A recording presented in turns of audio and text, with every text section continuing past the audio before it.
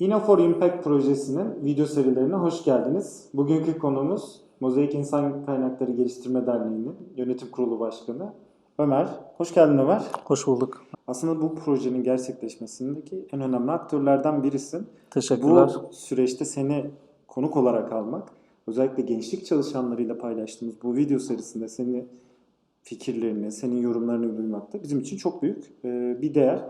Bugünkü konumuz aslında biraz daha gençlere yönelik. Şimdi bir gençlik çalışanı olarak seni bir tanıyabilir miyiz? Aslında farklı eğitim alanlarından gelen eğitmenler, gençlik çalışanlarıyla hep ne iş yaptıkları, yani aslında biraz daha geçmişlerini soruyoruz. Nasıl bu işlere başladın? Birazcık seni tanıyabilir miyiz? Merhaba tekrardan. Ben Ömer Düzgün. Mozaik İnsan Kaynakları Geliştirme Derneği 2011 yılında kurulmuş bir dernek. Yaklaşık 11 senedir de çeşitli alanlarda faaliyet yürütüyoruz. Daha öncesinde ben Avusturya çıkışlıyım, göçmenim aslında. Avusturya'da büyüdüğüm zamanlarda, özellikle üniversiteye başladığım ilk senelerde oradaki yereldeki göçmenlerle çalışan bir sivil toplum kuruluşunda gönüllü olarak çalışmaya başladım. Aslında burası çok önemli. Neden? Çünkü herkes bir gönüllü olarak başladıktan sonra bu sürece Aynen. giriyor. Zaten şu andaki Mozaik'teki çalışan personeller de aslında gönüllülük sürecinden geçmiş. Bizim eski gönüllülerimiz. İşte Avusturya'da o kurumda gönüllü olarak faaliyetlere başlarken daha sonra Slovenya'daki bir kurumun bir projesine katılmıştım. O kurum beni Slovenya'ya davet etti. Ljubljana'da 2 sene boyunca mülteci kampında proje yöneticiliği yaptım. Hatta şu andaki, o zamanki benim mentorum Slovenya Ulusal Ajansı'nda ESC bölümüne bakıyor. Roberta. Çoğunuz da tanıyorsunuzdur aslında, sektörü bilenler. Böyle daha sonrasında işte mezuniyet olarak aslında ben sayısal bir bölüm okudum. Matematik, fizik, kimya, bilgisayar. Bizdeki öğretmenlik sistemi biraz farklı. Biz burada matematikçiler, mühendisler hepsini Aynen. ağırladık. Aslında çok disiplinli olması da bu alanın keyifli bir yanı. Aynen. Aslında sosyal bir alanda çalışabileceğimi hiç düşünmemiştim ama yani projelerin içerisinde otomatikman sosyalleşiyorsunuz ve sosyal alana bir şeyler kattığınızı da görünce motivasyonunuz daha da artıyor. Yani bir tercih yapmak zorunda kalacaktım eninde sonunda. Ya sosyal bir alanda kalacaktım, sevdiğim bir işi yapacaktım. İyi kötü de bir maaş kazanacaktım. Ya da çok para kazanıp aslında çok da keyif vermeyen bir iş yapacaktım. Yani ikisinin arasında kalınca diğerini tercih etmek benim için daha kolay oldu. Bu da çok farklı bir durum. Çünkü buraya sandalyeye oturanların hepsi onu söylüyor. Yani sevdiğimiz, hobimiz olabilecek bir şeyi iş olarak yapıyoruz. Kesinlikle. Keyif almak demek ki bu gençlik çalışmalarında çok önemli. O zaman bugünkü konumuza hemen geçelim. Şimdi Inno for Impact projesinde gençlik çalışmalarında yaygın öğrenmeyi destekleyen ve biraz daha sosyal etkiyi olumlu yönde gençlik çalışmalarını arttırmayı konuşuyoruz ama bu programlar arasında Avrupa Dayanışma Programı diye bir program var. Bir genç 2 haftadan 14 aya kadar varan, hatta 12 ay ya da 14 ay diyelim bize. Bu süreçlere katılmak istediğinde genelde kurumlar şunu soruyor. Bir Europass formatında CV, bir de motivasyon mektubu. Bugün seninle konuşmak istediğimiz konulardan biri bu.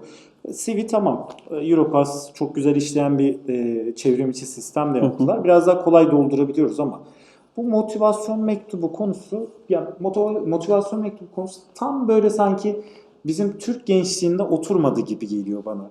Ya motivasyon mektubu yaz dediğimde şöyle şeyler geliyor, işte o ülkeyi görmek, ziyaret etmek istiyorum gibi gibi. Ya sanki oraya birazcık böyle birkaç baharat eklenmesi gerekiyor. Senden asıl istediğimiz bu. Nasıl bir şey hazırlanmalı? Motivasyon mektubu mektup olarak mı hazırlanmalı? Özellikle Avrupa Dayanışma Programı'ndaki gönüllülük programını belki merkezde tutarak bir motivasyon mektubu yazacak gence nasıl yol gösteririz? Ya aslında şu anda sadece ismi motivasyon mektubu olarak kalmış bir olay. Yani biliyorsunuz artık dijital teknolojiler geliştikçe insanlar bunu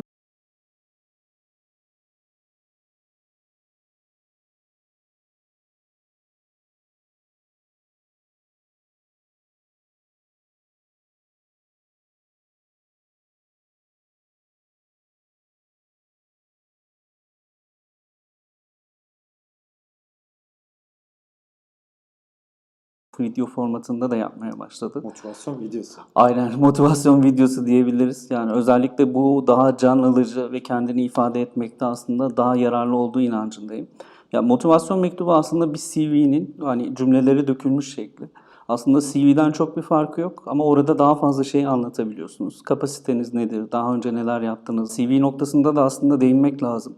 O noktada da aslında birçok bilgi ve beceriye sahip olduğumuz halde içerisine eklemediğimiz bir sürü kısımlar oluyor. Zor geliyor biraz ama sanki. Ya mesela organizasyon becerisi, yani bir arkadaşının düğününe, işte 100 kişilik bir düğüne yardımcı olmak da aslında bir beceridir. Bunun da CV'de kalması, CV'nin içerisinde yer etmesi komik bir şey değil. Aslında bir organizasyonel becerinizin, tecrübenizin olduğunu gösterir. Bunu da içerisine aktarmak gerekiyor.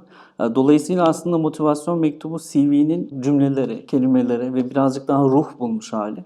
Motivasyon mektubu özellikle sadece hani EVS olarak, ESC olarak düşünmemek lazım. Artık günümüzde birçok iş başvurusunda da motivasyon mektubu ihtiyaç olunan bir şey.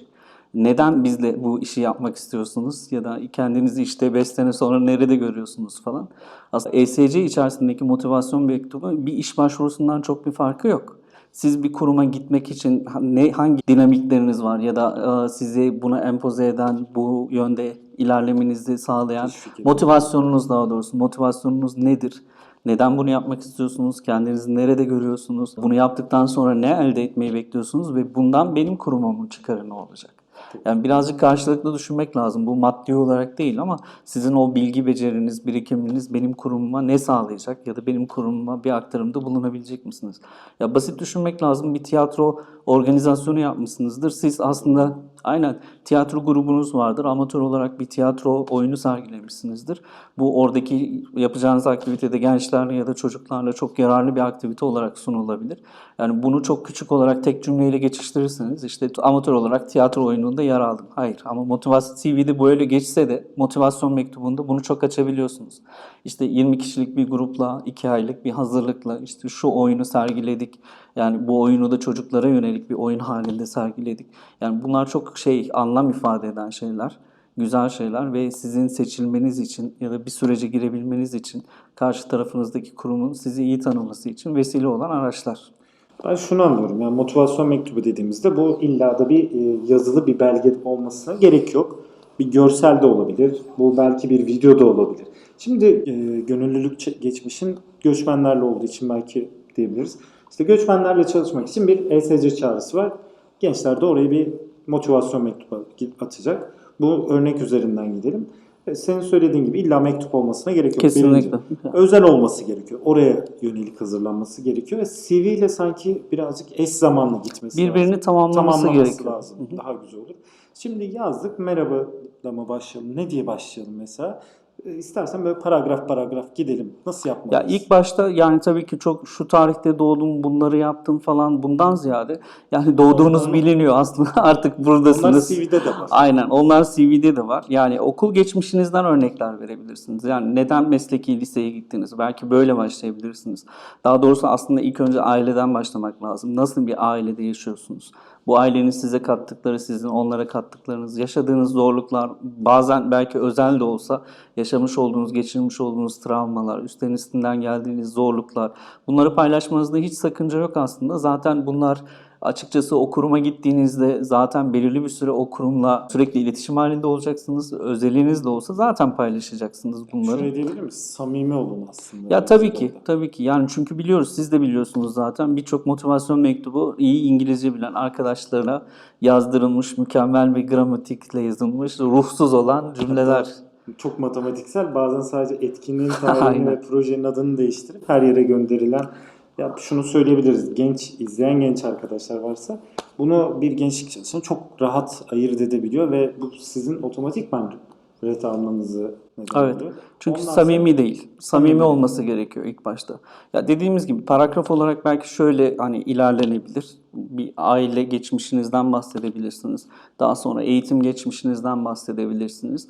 Yani son olarak da tamamlayıcı olarak herhalde gönüllülük, ne yaptınız, hangi organizasyonel becerilere sahipsiniz ve belki şunla kapatabilirsiniz. Neden bunu istiyorsunuz? Bu programın, bu En vurucu aktivitenin kısmı- aynen size ne katacağını düşünüyorsunuz. Zaten proje yazan arkadaşlar özellikle bilir. Hep bir gerekçe kısmı vardır. Background dediğimiz kısım. Yani bir problem tespiti, yani kendi motivasyon mektubunuzda bir problem değil ama yani neye ihtiyacınız olduğunu, size bir şeyler katması lazım. Size bir şey katmayan bir programa katılmanızı zaten kimse istemez. Orada boş vakit geçirdiğinize inanacaktır. Önemli bir nokta size ne katacağını. Burada şeyden de bahsetmeli miyiz? Sizin ne katacağınızı. Yoksa Ya tabii son ki. noktada yazmamız gereken.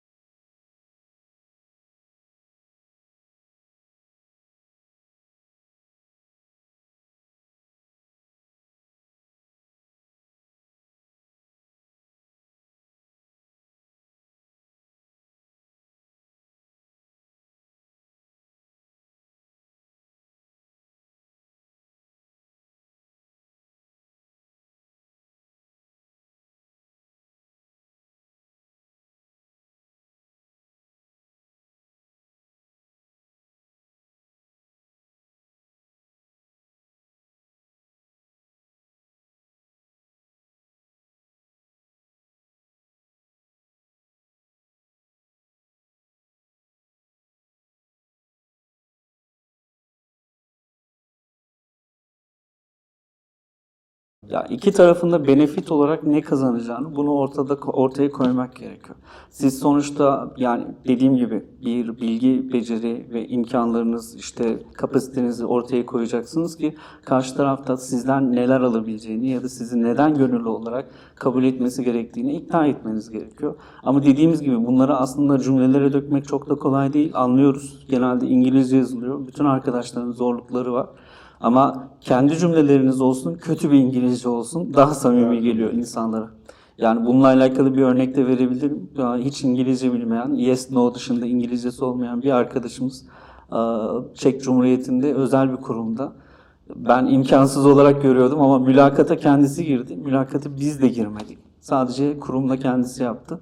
Sadece video görüşmesinde kurumu ikna etti. Şu anda Türk Hava Yolları'nda çalışıyor kendisi. Süper. Bu tarz örnekler en azından teşvik de edecek. Ya tabii ki. Var mı Samimi başka? olmak çünkü çok önemli. Dediğim gibi ancak sanırım motivasyon mektubundaki en büyük eksik arkadaşlarımızın yaptığı da en büyük hata samimiyet. Yani samimiyeti ne kadar çok ortaya dökebilirseniz, ortaya koyabilirseniz işte kurum içinde sizin seçilmeniz, sizi çok daha candan bulmaları o kadar kolaylaşıyor. Şimdi CV hazır. Motivasyon mektubunu yazılı olarak bir A4'te mi tutalım yoksa uzasa çok problem olur mu ya? İkinci sayfaya geçsin mi? Böyle bir yani içeriği söylediğin şeklen bir önerin var mı peki? Ya açıkçası çok da uzun olmamalı, çok da kısa da olmamalı. Yani kısa cümleler biliyorsunuz bazen oradaki duyguyu öldürüyor. Ama iki sayfaya çıkan bir kağıtta karşı tarafı okurken de çok yorabiliyor. Şunu İnanılmaz düşünmek lazım. başvuru geldiğini düşünürsen. Ya tabii ki özellikle ev sahibi olan kurumlara ya da çok kilit ülkedeyseniz, kuzey ülkeleri ya da işte Orta Avrupa ülkeleri. Her gün 20-30 tane CV alıyorsunuz, motivasyon mektubu alıyorsunuz. Bunu okuması çok kolay değil, çok zor Riskli bir değil. iş. Çok zor bir şey aslında. O yüzden hani ne kısa ne uzun. Bana sorarsanız yani bir A4'ün aslında 3'ünü dolduracak şekilde olmalı.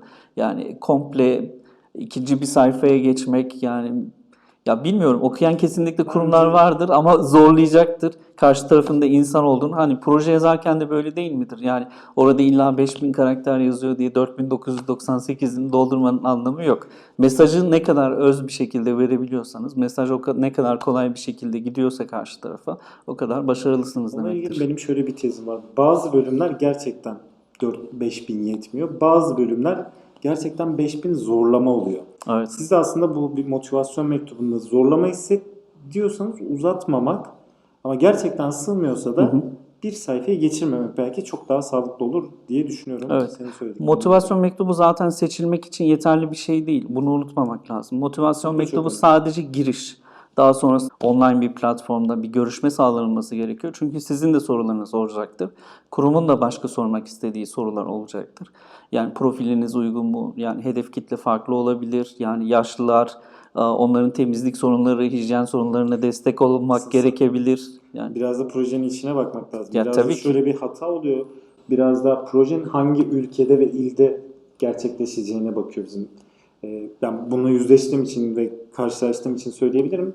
Genç arkadaşlar biraz daha projenin nerede gerçekleşeceğine bakıyorlar. O nedenle şunu söyleyebilirim. Projenin içeriğine bakıp daha sonra il ya da ülkelere bakmak daha sağlıklı olabilir diye toparlayayım. Ya tabii ki gönül ister ki işte İspanya'nın Kanarya Adaları'nda gönüllülük yapmak ama biraz Ki realistik orada da var ama yapabilir. var tabii ki ama yani bütün herkesi de oraya yollamak gibi bir şey, bir imkan söz konusu değil. Birazcık realistik olmak lazım.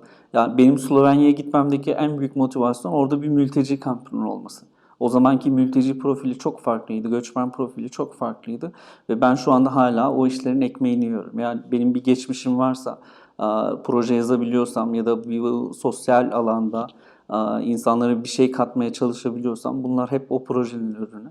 Yani birazcık nokta atışı yapmak bence önemli. Ülkeden ziyade projenin içeriği ne kadar dolu, proje size ne katacak bunlara birazcık bakmak gerekiyor. Özel olmalı. Ya tabii ki dil öğrenmek genelde arkadaşlarımızın motivasyonu oluyor. Yani motivasyon mektubunda özellikle söylüyorum. İngilizce öğrenmek için işte deliriyorum. Almanca benim için çok önemli. Yani bunlara değinmeyin çünkü gerçekten samimi gelmiyor. Bu sefer başka bir amaçla oraya gittiğiniz ortaya çıkıyor. Yani bu amacınız olabilir ama bu direkt bir amacınız olamaz. Yan Amacınız bir olsun. amaç. Aynen yan bir amaç. Zaten otomatikman o ülkeye gittiğinizde yani konuşacaksınız. İngilizce konuşacaksınız. Başka ortak diliniz yok. Almanca öğrenmeye çalışacaksınız. İşte Almanya'ya gidiyorsanız şayet.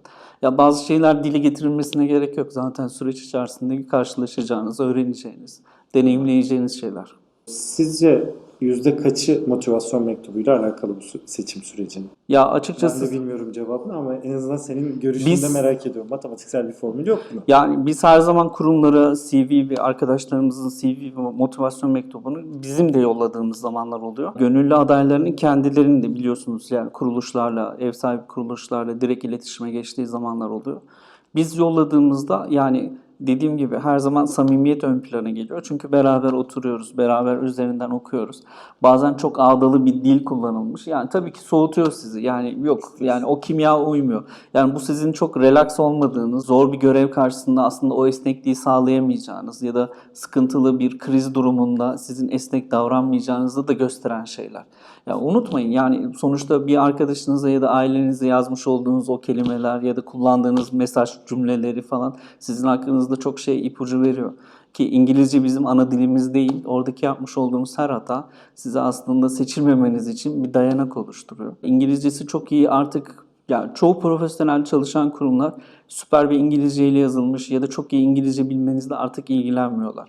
Şu anda biz İtalya'da bir üniversitenin işte botanik bahçesine hiç İngilizce bilmeyen arkadaşlar yolladık ve mülakata katıldılar. Onlar için hiç önemli değil. Motivasyon önemli. Onlara ne katacağı önemli. Ki zaten programda da böyle bir kural yok. Ya bizi ihtiyaç Tabii olarak belirliyoruz. Sadece yaş Ya tabii ve ki. ülke, ikamet ettiğiniz ülke. Ama tabii belirli bir seviyede de İngilizcenin ya da Ya yabancı tabii bir ki dilin asgari seviyede iletişim kurabilecek düzeyde olması gerekiyor ama basit şeyleri anlayabildiğiniz sürece çok da sorun değil. Yani bir de biliyorsunuz artık internette saçma sapan videolar dolaşıyor. İşte 12 ay EBS, ESC'yi nasıl yaptım işte anlatayım size profilimde falan. Ya biliyorsunuz çok komik yani bununla alakalı olarak özellikle hem bize hem de arkadaşları, genç arkadaşlara uyarmak düşüyor galiba. Daha fazla kurum bu konuda daha fazla bilgilendirme yapması gerekiyor. özellikle bu Avrupa Dayanışma Programı altında sizin de yürüttüğünüz, sizin de koordine ettiğiniz gönüllülük projeleri birçok insanın hayatını değiştirdi ki sen ve ben bunlardan birer örneğiz. Bu noktada biz çok değerli buluyoruz. Ya eğlence kısmı gayet güzel. Bunda bir şeyimiz yok ama gerçekten orada bazı görevler yapılıyor. Bu görevlerden sonra biz o kısımları yani bu promosyonelden ziyade biraz daha dünyanın daha güzel bir yer olması için çalışan bir ekip. Evet. Ve istihdam odaklı bakmak lazım. Biliyorsunuz artık ESC, bu Avrupa Dayanışma Programları eskiden belki şöyle anlaşılıyordu. Yani özellikle dezavantajlı genç arkadaşlarımızın sosyalleşmesini sağlayacak projeler. Hayır. Kültür öğrenmek. Aynen öyle. Hayır. Artık öyle değil. Bu daha da görüldü bariz bir şekilde. Yurt dışındaki bu deneyimi yaşayan arkadaşlar gerçekten istihdam anlamında daha keskin kararlar verebiliyorlar. Ben aynı zamanda meslek eğitim danışmanlığı eğitimi yaptım Avusturya'da. Bununla alakalı olarak çok net bir şekilde görüyoruz. Özellikle farklı bir ülkede farklı şeyler deneyimlemek, farklı aktiviteleri deneyimlemek hem sizin kariyer yolculuğunuz anlamında hem de sosyal yaşam anlamında yani daha net bir şekilde karar vermenizde yardımcı olan şeyler. Yani bunu kesinlikle deneyimlemek lazım. Ve hani şunu da belirteyim, buralarda torpil listesi falan filan böyle bir şey de dolaşmıyor. Arkadaşlar belki bununla alakalı olarak motivasyon mektubunu o yüzden illa çok profesyonel birine yazdırma ihtiyacı duyuyorlar. Düzgün çalışan bir sürü kurum var. O kurumlara zaten siz listesine girdiğiniz zaman o havuz bir şekilde eriyor. Evet, bu güzel projenin aslında mimarlarından birisi bu Inno4 Impact projesinin. Şimdi bizi takip eden gençlik çalışanları, hatta gençler de var. Senden gençlik alanı hakkında motivasyon mektubu olmasına gerek yok. Bir tavsiye istesek, videomuzu öyle bitirsek. Ya tavsiye olarak şunu söyleyebilirim. Yapılacak çok şey var. Biz ilk başta gençlik çalışanı olarak kendimi herhalde ben de öyle isimlendirebilirim. Artık senelerdir falan yani yaşlandık. Yani 17 yaşından epey zaman geçti artık. Çok zor şeyler değil. Yani gençler bazen gözünde gerçekten çok büyütüyorlar bu programları, bu projeleri. Herkes katılabilir, herkes deneyimleyebilir. Yani birazcık sabır gerekiyor, birazcık da motivasyon gerekiyor. Bizim gençlerimizin maalesef çok çabuk hevesleri, arzuları, istekleri kırılıyor. Belki bununla alakalı birazcık daha sabretmeyi öğrenmemiz gerekiyor. Eninde sonunda bu projelerden herkes bir şekilde yararlanıyor zaten. Çok güzel bir tavsiye oldu. Senin başlangıç, benim başlangıç ve diğer konuklarımızın başlangıç noktaları kesinlikle bir de gönüllü olun diye bir tavsiyeyle videomuzu bitirerek sana geldiğin için çok teşekkür ederiz. Sizleri de izlediğiniz için çok teşekkür ederiz. Bir sonraki Inno for Impact projesinde görüşmek üzere. Ben teşekkür ederim. Sağ olun.